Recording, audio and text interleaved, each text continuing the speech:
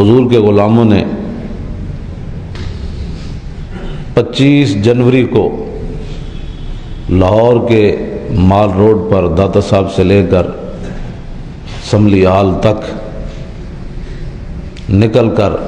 اور لبیک یا رسول اللہ کے نعرے لگا کر پاکستان میں لبرل کا راستہ بھی روک دیا، اور جو پاکستان میں چاہتے تھے کہ ہم نے مسجدوں کے سپیکر بند کر دیے، ہم نے کتابوں پر پابندی لگا دی، ہم نے علماء کی داڑیاں نوچیں، ہم نے علماء پر جو ہے جبر و ظلم کے بازار گرم کیے، اور کئی ہمارے علماء کے کپڑے اتروا کر انہوں نے بنینوں سے ان کے ہاتھ باندھے ادھر ویاڑی کی سائڈ پر، اور کئی علماء کی انہوں نے داڑیاں نوچیں، اور کئی جو ہے علماء کو جو ہے وہ نیچے لٹا کر ان پر ظلم و ستم کیا، اور کئی علماء کو انہوں نے نمازیں نہیں پڑھنے دی، 35 بندے کی جگہ میں 100 بندے گھسیٹ دیے، اور پانی تک پینے کے لیے نہ دیا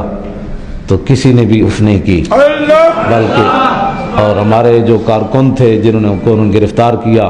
وہ جیلوں کی سلاخوں کے پیچھے بھی یہی نعرے لگا رہے تھے کہ کروں تیرے نام پہ جان فدا، نہ بس ایک جان دو جہاں فدا، دو جہاں سے بھی نہیں۔ حضور یہ کیا ہوا؟ یہ کوئی جان ہے ہماری؟ اس جان کی کیا حیثیت ہے؟ کروں تیرے نام پہ جان فدا، نہ بس ایک جان دو جہاں فدا۔ یہ تو جان ایک ہے، دو جہان بھی ہوں تو وہ بھی قربان، نہ بس ایک جان دو جہاں، دو جہاں سے بھی نہیں جی بھرا۔ ہائے افسوس کروڑوں بھی ہوتے تھے اس خاک اتے قربان کر دیں دے حضور جی، تو آپ ایک باری گزرے ہو۔ تو یہ آپ حضرات کو میں مبارکباد پیش کرتا ہوں، پوری امت مسلمہ کو، اہل پاکستان کو۔ آپ نے ان ظالموں کا، میں اس لیے نرم بات کر رہا ہوں کہ کوئی یہ نہ سمجھے کہ ان کو اپنا کوئی پریشانی ہے، ہاں مجھے کوئی بھی پریشانی نہیں ہے، کوئی بھی پریشانی نہیں ہے۔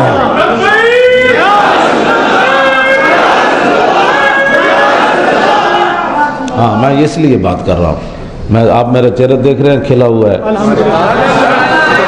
تو میں نے سخت گفتگو اس لیے بھی نہیں کی، میں نے کہا کوئی یہ نہ سمجھے کہ اس کو خود بہت پریشانی ہوئی ہے، خود اس کو اپنے درد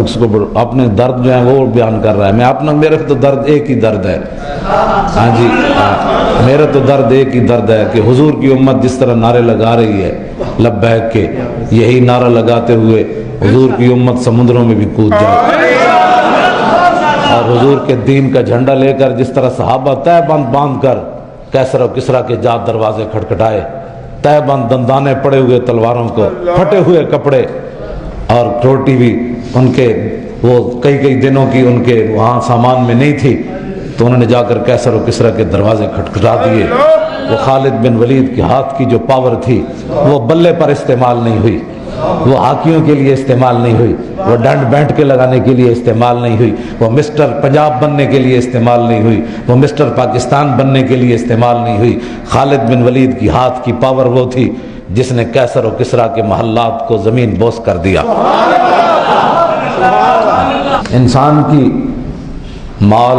انسان کی عزت، انسان کی آبرو اگر حضور کی کام نہ آئی، اگر حضور پہ کام نہ آئی تو پھر بتاؤ قبر میں تو پھر کیڑوں نہیں کھانا ہے۔ یہ جسم ہم نے اگر ایڈم موٹا کر لیا اور جب حضور کی عزت کی بات آئی تو اندر گھر میں گھس گیا، تو بتا تیرے اندر گھر میں گھسنے سے موت بھی، اینما تکونوا یدرککم الموت ولو کنتم فی بروج مشیدہ۔ اللہ تعالیٰ فرماتا ہے مضبوط قلعوں میں بھی داخل ہو جاؤ، جدید سائنس ہے، 20 قسم کے تم محل بنا لو، اوپر سے سٹیل چڑھا دو، اوپر سے لوہا چڑھا دو، اس کو بلٹ پروف بنا دو، بم پروف بنا دو، ایٹم بم پروف بنا دو، تو اللہ تعالیٰ فرماتا ہے کہ پھر موت نے تو وہاں بھی آ جانا ہے، تو پھر فائدہ کیا ہے اندر گھسنے کا؟ جو فائدہ کیا ہے پھر اندر گھسنے کا؟ خالد بن ولید نے آخر بستر مرگ پر موت کو یہ فرمایا تھا، فرمایا اس خالد نے تو تمہیں بڑی بڑی جنگوں میں تلاش کیا، میں نے تو تمہیں لاکھوں کے لشکر میں تلاش کیا، میں نے تو اپنے ہاتھوں میں کئی تلواریں توڑ دیں، میں تو سمندروں میں بھی گھس گیا، تو میں تو وہاں تلاش کیا، اس دن تو نہ آئی، اور آج خالد کو کمزور سمجھ کے آ گئی ہے۔ تو انسان وہی انسان ہے جس کی اپنی عزت، اپنی آبرو، اس کا مال،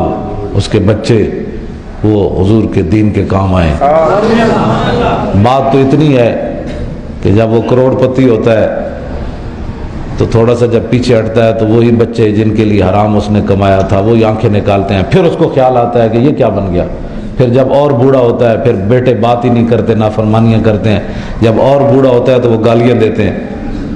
جب اور بوڑھا ہوتا ہے تو پوچھتے بھی نہیں ہمارا باپ زندہ ہے یا مر گیا ہے۔ تو جب وہ مر جاتا ہے تو شکر کرتے ہیں بوڑھا مر گیا۔ تو جن کے لیے تو نے سب کچھ کیا تھا وہ تو تیرے مرنے کی تمنا کر رہے ہیں، تو اب کسی کام کا بھی نہیں رہا۔ اب تجھے غسال نے غسل دے دیا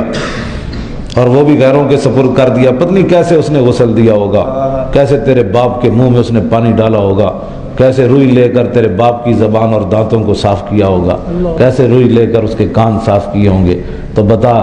جب وہ یہ سارا گند لے کر تو جو ہے وہ اپنی جیسا